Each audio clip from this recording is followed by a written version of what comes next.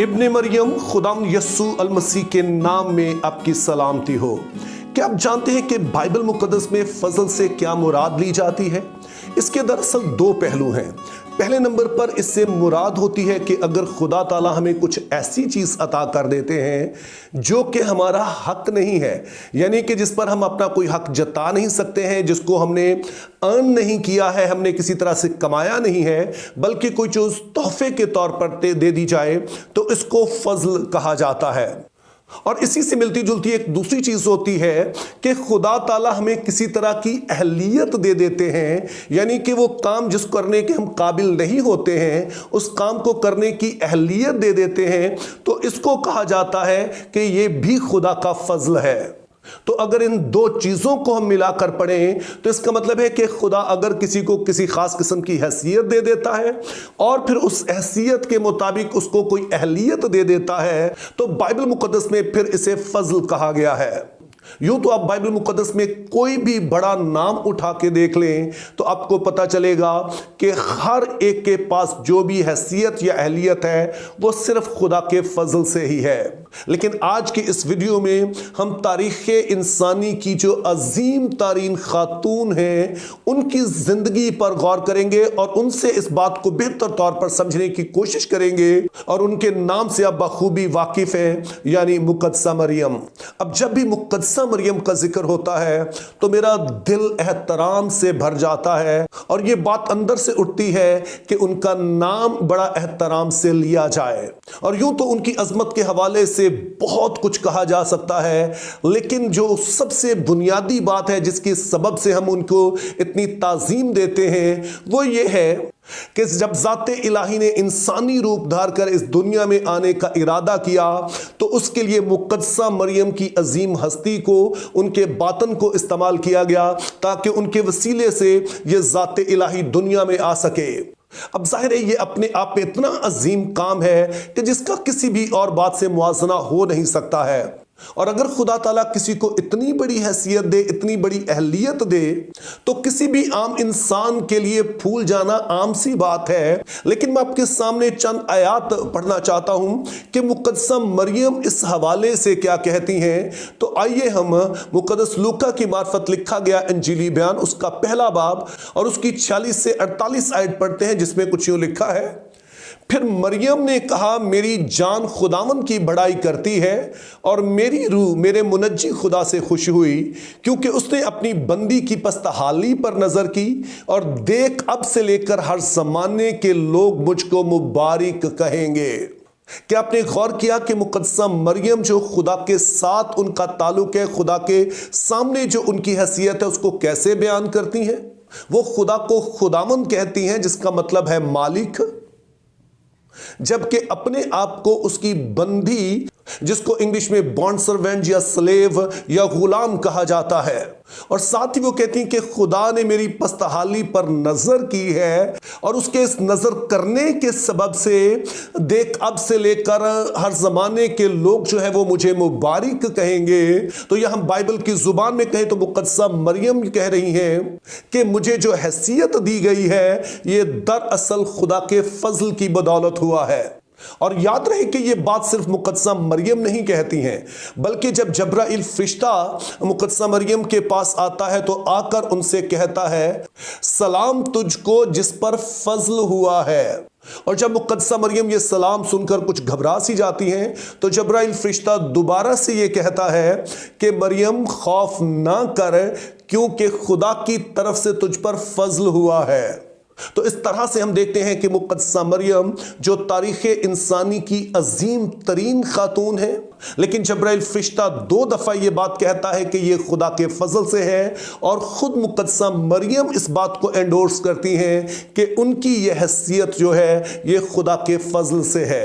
लेकिन जैसे मैंने कहा कि खुदा की खिदमत जो है, खुदा के लिए इस्तेमाल होना वो कोई आसान काम नहीं होता है, और जितनी बड़ी खिदमत मुकद्दसा मरियम को दी गई बेशक ये किसी तरह से आसान नहीं थी।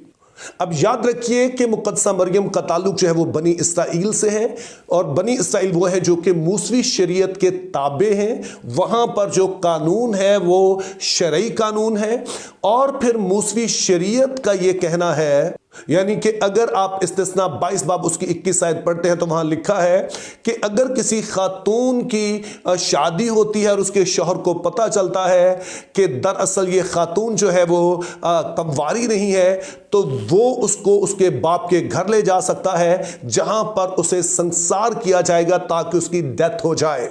इसके अलावा सोचिए कि आज का जो दौर है जो कि बड़ी हद तक आप समझें कि रोशन ख्याली का दौर है, लेकिन आज भी अगर कोई कंवारी लड़की हमारे मुआशरे में इस तरह से उम्मीद से हो जाए तो वो लड़की खुद भी और उसके घराने के लिए भी मुंह छुपाने की उन्हें जगह नहीं मिलती है। तो उस जमाने में तो ये और भी बुरी चीज थी। और फिर ज़हन में रहे कि जो मुक़द्दसा मरियम है वो भी एक नौजवान लड़की है और बहुत कुछ वो नहीं जानती है, तो अब किस तरह से वो इन सभी चीज़ों को हैंडल करेंगी,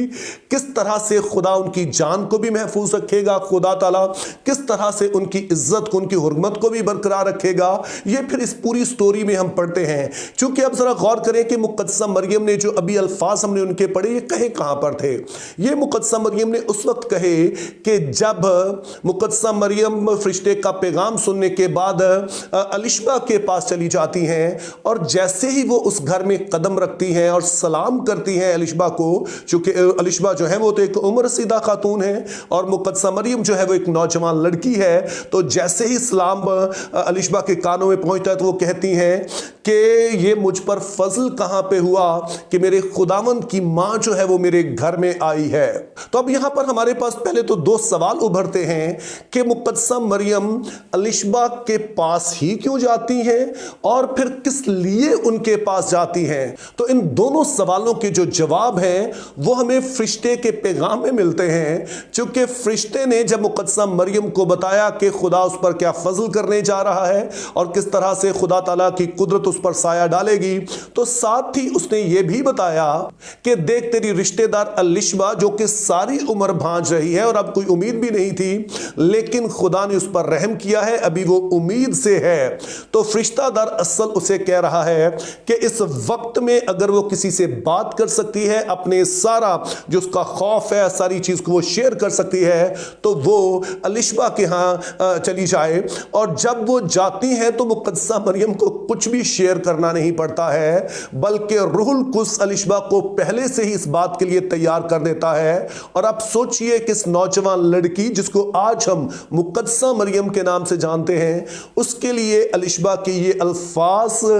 क्या मानी रखते होंगे जब रूहुल कुद्स की कुदरत से वो कहती हैं कि मुझ पर ये फजल कहां से हुआ कि मेरे खुदावंद की मां जो है वो मेरे घर में आई है। और एक खादम होने के नाते मैं आपको बता सकता हूं कि जब आप इतने बड़े दबाव में हो और इस तरह की कोई बात आपसे कर दे तो ये आपके दिल को इतना बड़ा कर देती है। लेकिन खुदा का फजल सिर्फ यहीं तक नहीं रुका। उसके बाद हम देखते हैं कि जब मुक़द्दस यूसुफ को पता चलता है कि मुक़द्दसा मरियम जो है वो उम्मीद से है, तो अब जाहिर है कि उनके पास ये हक है जैसे शरीयत के मुताबिक कि वो संसार कर सकते हैं, लेकिन वो चुपके से छोड़ देने का इरादा करते हैं। लेकिन खुदा ताला फिर से फरिश्ते को भेजते हैं ताकि मुक़द्दस यूसुफ को बताए कि तेरा खामोश होना काफ़ी नहीं है, बल्कि तुझे इस वक्त में अब मुक़द्दसा मरियम के साथ जो है खड़ा होना होगा। और उसके बाद हम देखते हैं कि मुक़द्दस यूसुफ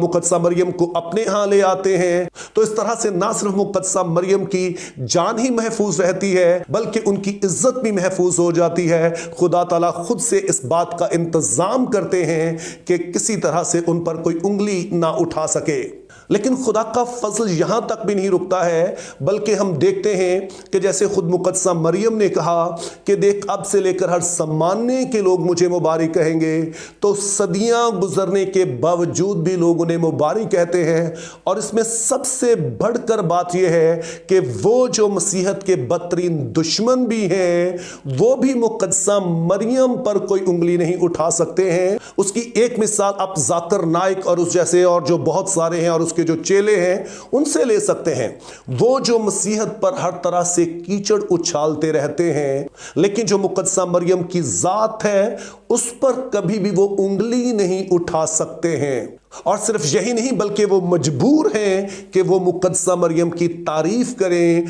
उनके बारे में वो बहुत अच्छा बोलें। तो उसका सबब ये है कि हमारा खुदा जो है वो परवरदिगारी करता है। वो इस पूरी कायनात में बहुत कुछ जो हो रहा है, जो लोग समझते हैं कि हम खुद से कर रहे हैं और कई उसके पीछे और वजूहात समझी जाती हैं,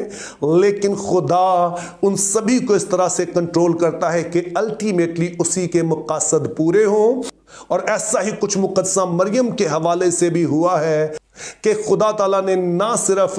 उनको बड़ी हैसियत दी, उनको बड़ी बुलाहट दी, बल्कि साथ में हर तरह से इंतज़ाम किया कि वो इस बड़ी खिदमत को अंजाम भी दे सकें, उनकी जान भी महफूज रहे, उनकी इज्जत भी महफूज रहे, बल्कि हर ज़माने के लोग उन्हें मुबारक कहते रहें। तो अगर आप बाइबल मुक़द्दस में से खुदा के फजल की चंद मिसालें देखना चाहें तो उनमें से जो एक बड़ी ही रोशन मिसाल वो खुद मुकद्दसा मरियम की है।